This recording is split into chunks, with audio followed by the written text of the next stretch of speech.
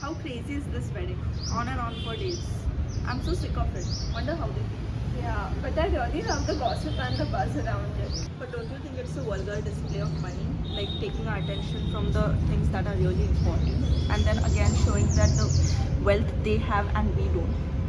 I mean, I do agree with that, but I feel like we're the ones that brought it upon ourselves, right?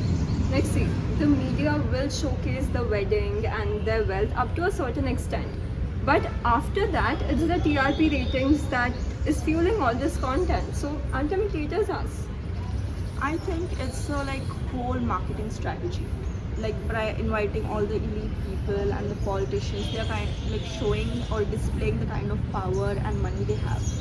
You know, it makes me wonder if there are actually some self-made billionaires out there, because all the billionaires that I happen to see nowadays are associated with some kind of political support. Well, yeah, but this is not the first wedding in history where marriage and politics is taking the forefront, right?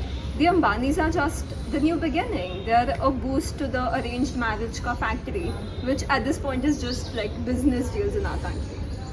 It's not all bad things, to be honest, like from those lavish venues to the catering services and those customized outfits, like the whole thing like provided services to the local markets and everything, and also it was like a good marketing strategy. It supported the Reliance brand. So I mean, for the time being, yes, but ultimately, how good is consumption with almost little to no investment?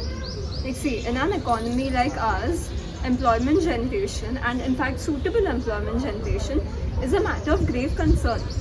So, in such a case, like all these extravagant weddings and lavish affairs do ensure a very vital boost to the aggregate demand.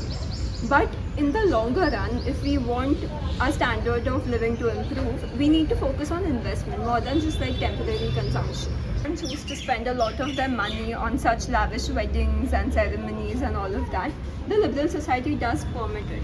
But ultimately, this will lead to their loss because it will just draw money away from investment and capital, and it will lead to less productivity and just fewer jobs in general.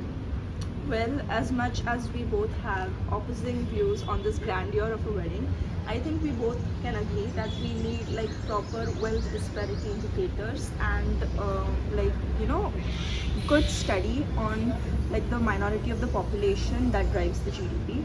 Yeah, that's this. Ultimately, it has always been easier to get data on the working class than it is to get data on the rich people. Because, we don't know what Swiss account or Panama or what, who is linked to what, and how in the world would we even get that. So, Okay, now I'm hearing sarcasm. We should stop now. okay.